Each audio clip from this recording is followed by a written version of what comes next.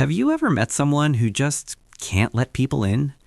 They're friendly enough. They laugh at your jokes, they show up when they need to, but no matter how long you've known them, they keep you at a distance. They never fully open up. And deep down, they don't really trust you. They don't trust anyone. This isn't about being shy, and it's not about being mean or cold. It's something much deeper than that. And today, we're going to understand exactly why some people end up this way. So first, what does this actually look like? People who struggle with deep trust issues don't always look like they're struggling. From the outside, they seem normal, maybe even confident. But on the inside, something else is going on. They guard their personal life like it's a secret. They find it hard to ask for help, even when they really need it. When someone is kind to them, their first thought isn't, "That's nice," it's, "What do they want from me?"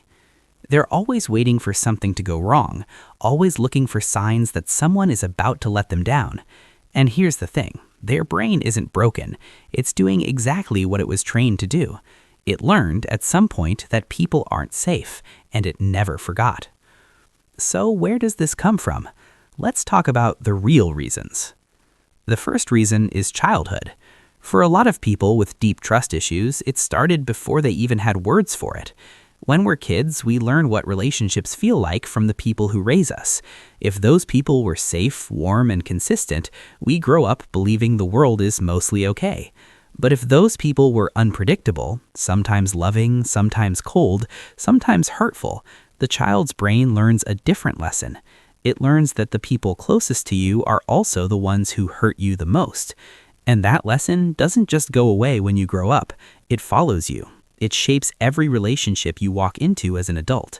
The brain made a rule early on, don't get too close, and it still lives by that rule. The second reason is betrayal. Sometimes it's not about childhood. Sometimes something happened. A partner cheated. A best friend turned on them. Someone they loved deeply let them down in a serious way.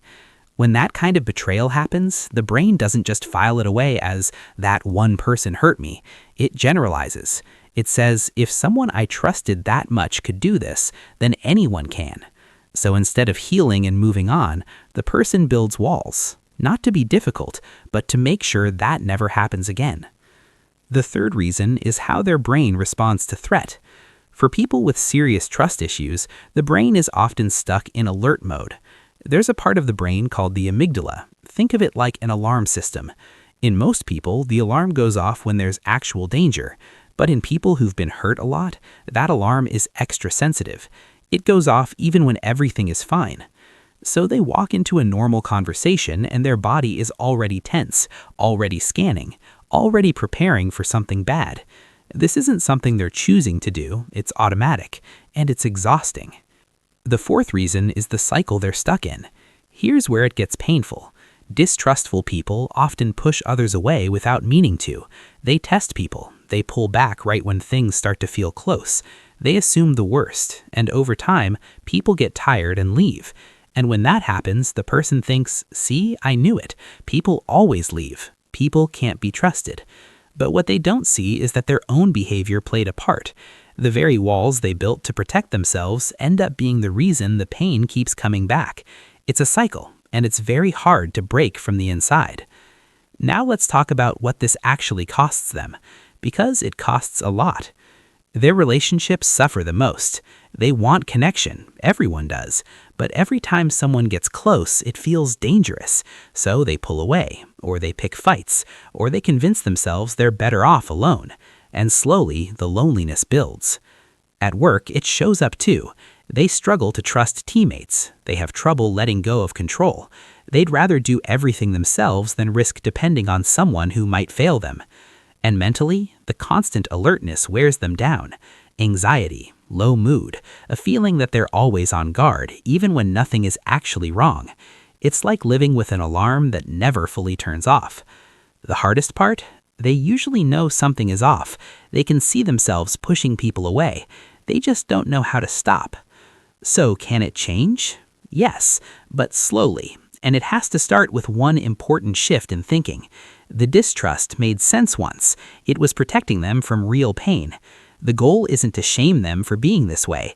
The goal is to help them see that the threat they're protecting themselves from might not be as strong as it used to be. Therapy helps a lot here, especially approaches that deal with trauma and attachment. Over time, with safe and consistent relationships, the brain can actually start to update its rules, not overnight, but gradually. Even small things help, learning to notice when the alarm goes off and asking, is this actually dangerous or does it feel that way? Learning to trust in tiny steps, letting one person in just a little and seeing what happens. People who don't trust anyone aren't cold, they're not broken, they're protected. At some point in their life, being closed off kept them safe. The problem is the danger passed, but the walls stayed up.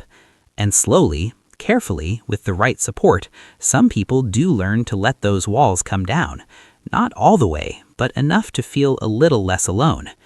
If this video made you think of someone, or maybe even yourself, drop a comment below. I'd love to hear your thoughts. And if you want to keep learning about the hidden reasons people behave the way they do, subscribe. There's a lot more coming.